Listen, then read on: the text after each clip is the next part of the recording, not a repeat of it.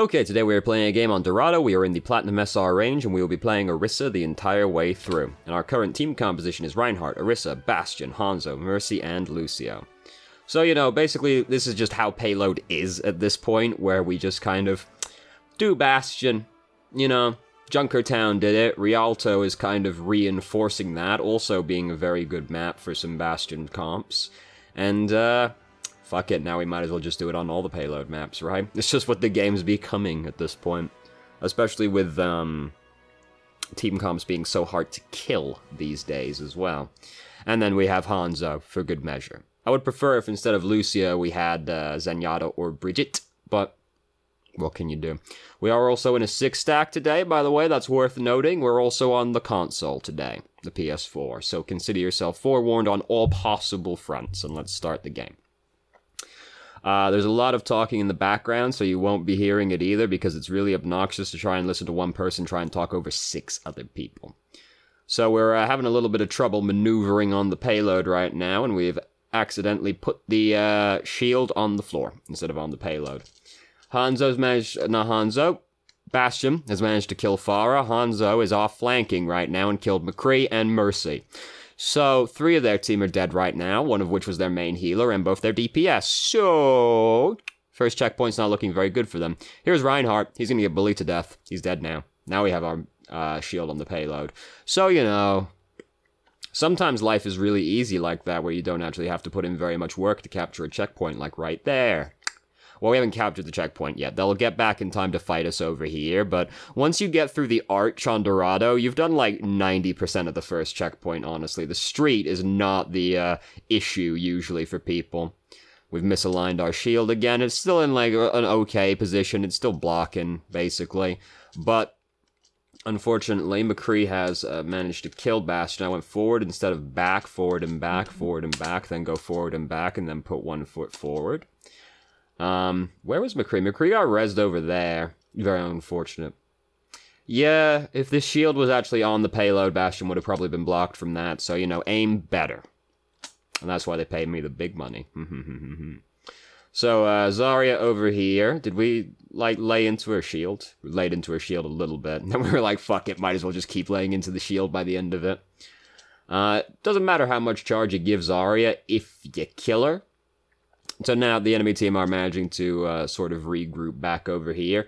Still not exactly going well for them, and now I got all these ultimates. We try and yank people into the dragon with halt, it looks like, but it was kind of already a done deal. So, like, look. Everything went really bad for them at the start of this round, and they're not about to recover anytime soon. So we captured the first checkpoint. That's like a good 60% of the map done right there on Dorado. Now you gotta do the street phase. It's the best street phase to defend in the game, probably, because, you know, stiff competition like Numbani and King's Row. Matches actually get decided on Dorado's second checkpoint, though, which you can't really say for Numbani, can you? So they've still got a Farah floating around. We've got Hanzo, Bastion, Orisa. Like, our team's pretty good at killing a Farah. Well, doesn't Farah counter Bastion? If the Bastion's stupid. You know, like, if the Bastion is willing to actually get up and not just sit there and let himself get destroyed, it's not like a done deal. Because that's what usually happens, is the Bastion just sits there and gets murdered by the Farah or the Junkrat instead of actually, like, getting up and moving. Does he want to get up and move? No, but at least he'll be alive. You know, there's that. There was a buffed recon form ages ago, where, recon mode, I should say, recon, same differences. They buffed it a while ago so that it was actually, like, decent to shoot in recon mode. So he can actually kind of fight a Farah. It's just most Bastions are kind of stupid. So, you know, Reinhardt landed a pretty fat shatter. So we get to win the checkpoint, because we were also right at the end of the track when it happened as well, which means they aren't going to come back in time to fight. So now we're on to the third checkpoint on Dorado. It's quite rare to see a team get to the end of the track on Dorado, honestly. Unfortunately, misaligned halt, so we don't actually get to use that productively. It's quite rare, I find, to actually see a team make it all the way to the end of the track on Dorado, because all 3 checkpoints can kind of drag out, and then the 3rd checkpoint has this, like, it's just basically a gauntlet. If you stall out on the 3rd checkpoint, it's extremely difficult to actually get momentum going again, because its terrain is just so massively in favor of the defending team.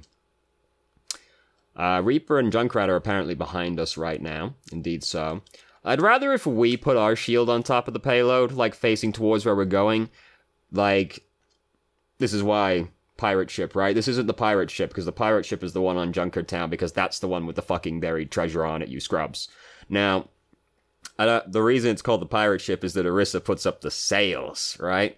So typically the sails have to go straight ahead. I prefer to have Orisa's shield being the one pointing forward, because Reinhardt has a more maneuverable shield. So he can sort of respond to the things that are happening behind and around the payload better than Orisa can. And Orisa can kind of just worrying about, like, keeping the ship going straight ahead, really.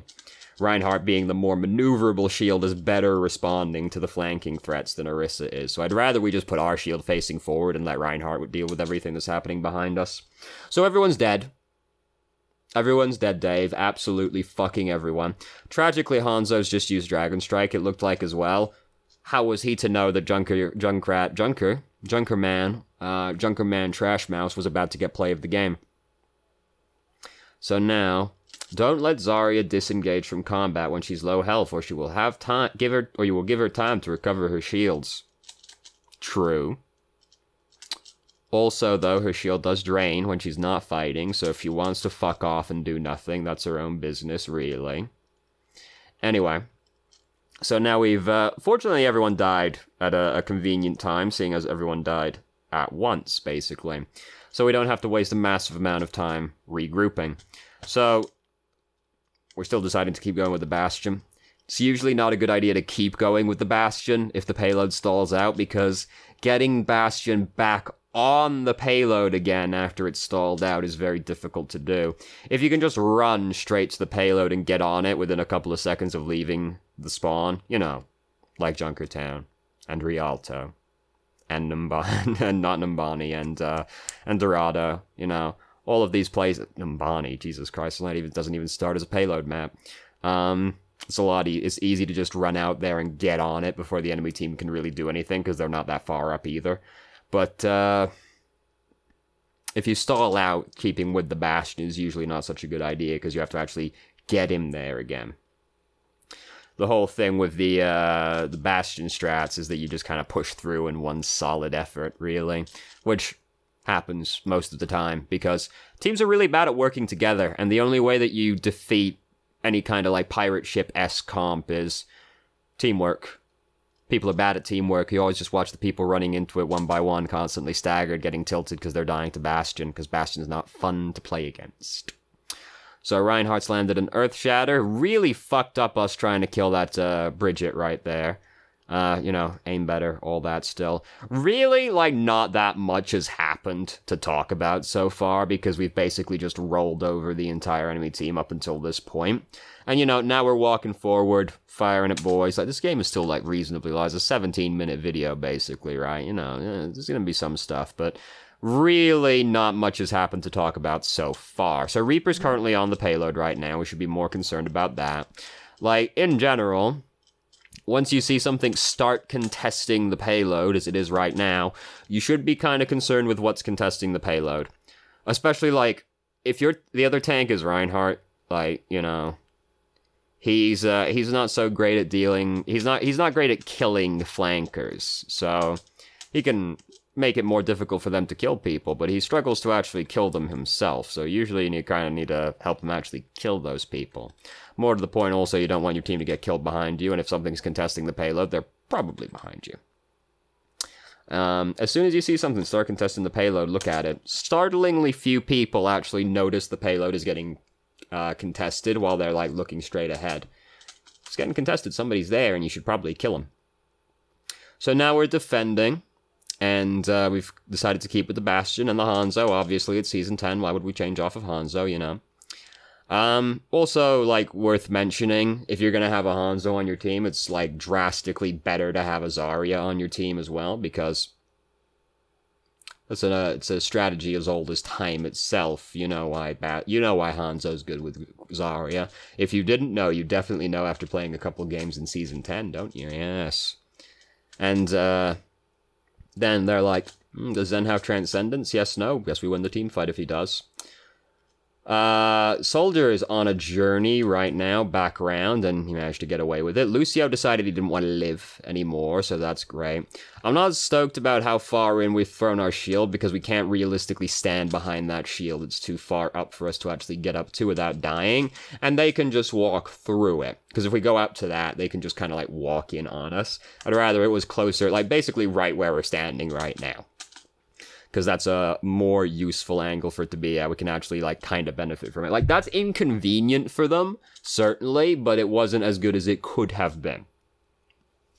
So, with this, now we're defending. This is how we defend Dorado. We just sit right here. There's a thing with Orisa where, shooting your shield straight up into the air to try and maximize the cooldown is valid, especially when you have a Reinhardt on your team as well. Because cooldown's ticking as soon as you use the shield, but the other one doesn't get replaced until the other one actually deploys. So if you're in sort of an extended neutral shooting situation like we are right there, you can just shoot it up at the sky, get the cooldown ticking, and then you have greater shield uptime, basically.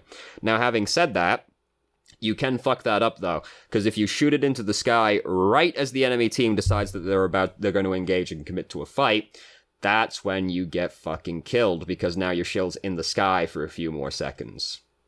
So you can fuck that up, but if you're in sort of an extended neutral battle with the enemy team, launching it in the air to maximize your cooldown and shield uptime is something to bear in mind. And teams are kind of like that way right now, where there's a lot of just like quite long-range teams shooting at each other, because when there's a Hanzo and a Bridget on the enemy team, it's very hard to actually dive into that comp. So things have gotten a little bit more grindery lately, so trying to get as much value out of your shield as possible is a thing with Orisa.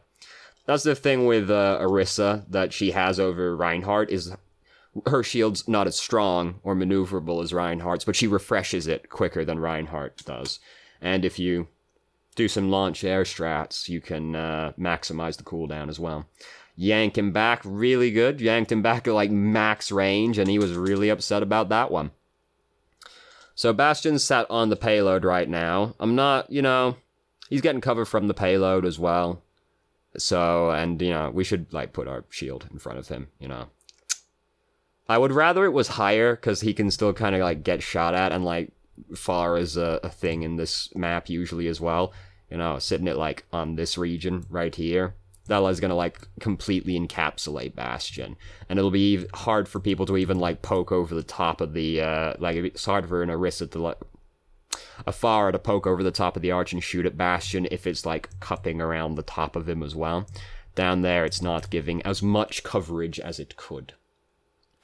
I'm also really upset that Reinhardt was holding his shield up in front of Orisa's shield. You don't. That's not what you do either. We haven't changed where that shield is. That shield could be in a way better position right there.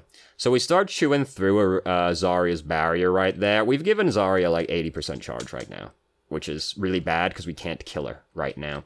Like, it doesn't matter how much charge you give Zarya if you're confident you can kill her if you break her bubble. The thing is, you've already used Halt, and it didn't pull her back. So, like, you're going to struggle to kill her now. Like, somebody else is going to have to kill that Zarya. And that doesn't happen. So we just gave Zarya 80% charge for no reason. If you're going to break Zarya's bubble, you've got to be really confident you're going to kill the person under the bubble, either Zarya or the person that she has put her other bubble on. If you don't kill her after you've broken the bubble, or the other person, you've just given her 40% charge for free. So, if you're gonna just chew through a bubble, you've got to be really confident that you're gonna kill her. If you're someone like Reaper, that's really easy. You can just, like, blitz through her shield and kill her, no problem. But someone like Orisa, things have to go right for you to actually kill the Zarya under the bubble. So you have to be careful if you're gonna break the bubble. You need to be pretty confident you're gonna kill the person under that bubble if you break it. So I'm not stoked about using the Bongo right here, because most of our team are dead. Orisa's ultimate is a support ultimate, so we need to use it like a support ultimate, because it's not aggressive, it's not defensive, it's a support ultimate. And all support ultimates work the same way, where you want as many people on your team to benefit from the ultimate as much as possible. So if you use the bongo when, like, half your team are already dead, it's pretty much wasted, right? Like, the bongo is not an ultimate that will turn a fight around on its head. It's something that you want to put down as soon as the team fight starts, so that all of your teammates can actually benefit from the damage. So if, like, a significant portion of your team are dead, you want to really think about why you're using the bongo, because you'll easily end up just wasting it if most of the team are dead. All support ultimates are that way. You want your entire team to benefit from it as much as possible, which basically means just you always use them like at the start of the fight. The exception to that is actually Transcendence, because Transcendence is used to counter other ultimates. So that doesn't function in the same way, but every other support ultimate works the same way, where you want your team to benefit from it as much as possible. Transcendence is a countering ultimate. So, Lucio just got fucking murdered in front of us. We shouldn't be so far up right now. Like, our whole team aren't with us yet. Reinhardt's not back yet. Lucio just died in front of us. Like, we were mad far up. And, you don't want to get caught out of position as Orisa. You've got a long way to go to get back to safety, right? You ain't a mobile lady. Despite having 4 legs, she's not very fast. I think Orisa is one of those heroes that I think should be slightly faster than the rest of the cast, because she's a fucking horse. I ain't never seen a horse that moves slower than a fat man, you know? Anyway, or the same speed as a fat man, rather. I wish there were more variable move speeds in this game, you know? Tracer and Genji are slightly faster than the rest of the cast, and you move at 90% speed going backwards. But, like, that's kind of it. I wish there was more variable move speeds. Like, someone like Genji, I feel like, should be fucking blitzing across the field, right? But no, only slightly faster than everyone else. And like someone like Roadhog should be slow, you know? Like he should be a slow boy. But he should be able to also lay down and roll like a fucking barrel and roll people over. Anyway, so we're playing Orisa right now. I don't like fighting in here. I don't like that we've kind of elected to sit in here and fight. It's a very unfortunate... Like, fighting in such a confined location as Orisa is never going to be an enjoyable experience, especially when the enemy team has a Junkrat. So, we were too far up, and then we ended up retreating through the bank, and then the fight basically followed us into the bank from that point onwards, so if we weren't so far up when we shouldn't have been to begin with, we might not have died there, because us retreating into the bank attracted the fight into the bank, and then everything sort of spiraled out from there. So, us not being so out of position might have changed the outcome of that checkpoint at least a little bit. But now we've got the 3rd checkpoint to work with, which is massively in favor of the defending team. We do have to actually kill their momentum out, but if we do, it'll be pretty sick. So again, we gave Zarya quite a bit of shield right there. Don't do that, you know, unless you're going to kill the person under the bubble. So they're slowly inching their way up right now. There's a boy on the high ground. It's Genji. Hanzo's killed Genji because Hanzo's the better Shimada right now. By, like, leaps and bounds. How far we've come. How far we've come.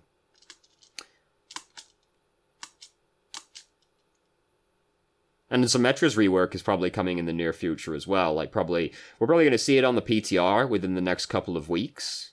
And, like... Hanzo's still broken. And they're about to break Symmetra. It's gonna be really bad. So anyway, Genji's dead, so that's cool for us. Is the Graviton behind? Yeah, the Graviton's behind us right now. We just, like, marched our way out of it. Put your shield down somewhere. You know, it's one of those things where you want the cooldown doing something. You don't want to just be sitting on that shield for as long as possible.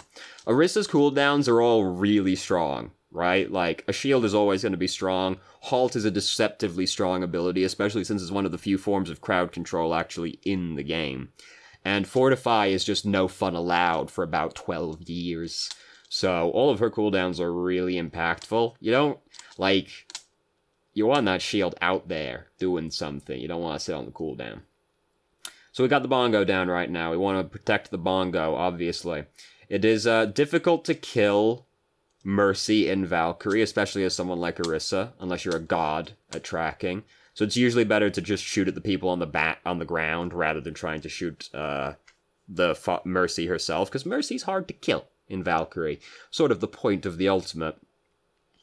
Finally, Mercy's balanced. That took a while, didn't it? That took us like a fucking 1.5 years to get to a point where Mercy was balanced, but we figured it out eventually. All you had to do was take away res.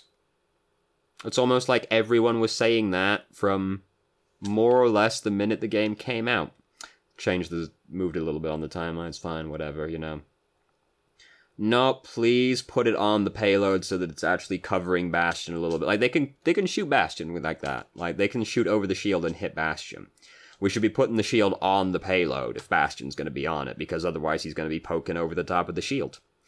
And also, like, with this one as well, where they can come up the high ground, again, you want it to kind of cup over him so that he isn't getting shot at from the high ground either.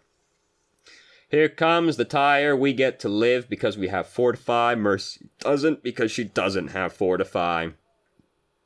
Difficult life. So, the fight kind of resolved itself without us having to actually really take part in it, so that's cool. It's always very enjoyable Overwatch experience when you don't have to actually do anything to win a fight, you know. That's why I like playing Reinhardt. He's very easy, very good for a lazy person like me. You just hold the shield in front of your team and let them do everything. And occasionally you push Q on them. Charge in. Fucking love the shift key. Great hero for a lazy person. So their Mercy's dead right now, so this push is not destined for good things, basically, because they've lost their main healer before the fight actually began. So, they're kind of up to some no good up there. Oh, we got Winston now, instead of Reinhardt, I guess? I don't really support that decision. Yanked her into the dragon, shoot through her head, as you do. Things are starting to fall apart pretty quickly right now. So, the principal issue that we're having in this team fight is basically just that no one is prepared to move properly. That was probably a missed shield. I don't think that's where we wanted it to go. I was gonna complain about where we put it, but looking at it, I think that might have been an accident. Basically, like, we don't reposition quickly enough for this, right? Because it's actually how the video is. People have this this thing where they aren't willing enough to give up ground. Like, once they're in that position up there, we basically have to back up to further up the path to try and stop them, because we can't just sit there and let them just shoot down at us the entire time. Misplacing the shield was unfortunate, because that meant we couldn't reposition it to block behind us, and Bastion ended up dying. But we needed to back up further up the track so that rather than just, like, sitting under them, getting chewed, we needed to move back to, like, here, so that we could actually, like, not just be getting shot out in the open, basically.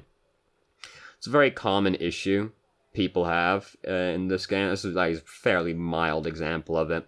But people hate giving up ground. They never like to back up. But if you don't back up, what usually happens is you get killed because you didn't back up. So it's better to give up ground and survive than it is to, like, stubbornly hold the ground when you know you're gonna die. If you, same idea with, like, if you've played any MOBAs at all, you don't want to hang around under a turret that's about to get broken, because they'll break you can't defend the turret because it's about to get broken. So what's gonna happen is they'll break the turret because it's got 5 health left, and then they're gonna kill you because now you don't have the turret to defend you anymore. Same idea. Rather than staying around in the position that you can't defend because it's a bad position, you can stay there and try to hold that bad position and die, or you can back up and survive, and yeah, you'll give up some ground, but you don't double down on the mistake, at least. Now, if you've not played a MOBA, you probably don't know, like, much of what that meant, but you get the idea, I'm sure. So we win the game. Hooray. Easy peasy. Like, honestly, we didn't have to do too much to win this game. It was one of those games that's like, contrary to what Zenyatta might tell you, sometimes the outcome is preordained, and I think we were preordained to win this game. So, I don't think what we did very much mattered. The attacking round was, like, basically played itself. Fucking easy money. There was some more inefficiencies and such on the defending round, but, like, we were gonna win. We were gonna have to try pretty hard to lose that game, honestly. Let me just check the email real quick to make sure I'm not forgetting a question. Nope, there's no question in there. So, thank you very much for watching. If you did, if you have any questions, feel free to ask. I'm more than happy to answer. If you haven't already, you can join our Discord and ask questions more directly and have a conversation about them, or just shitpost with us. And I hope you found the video helpful.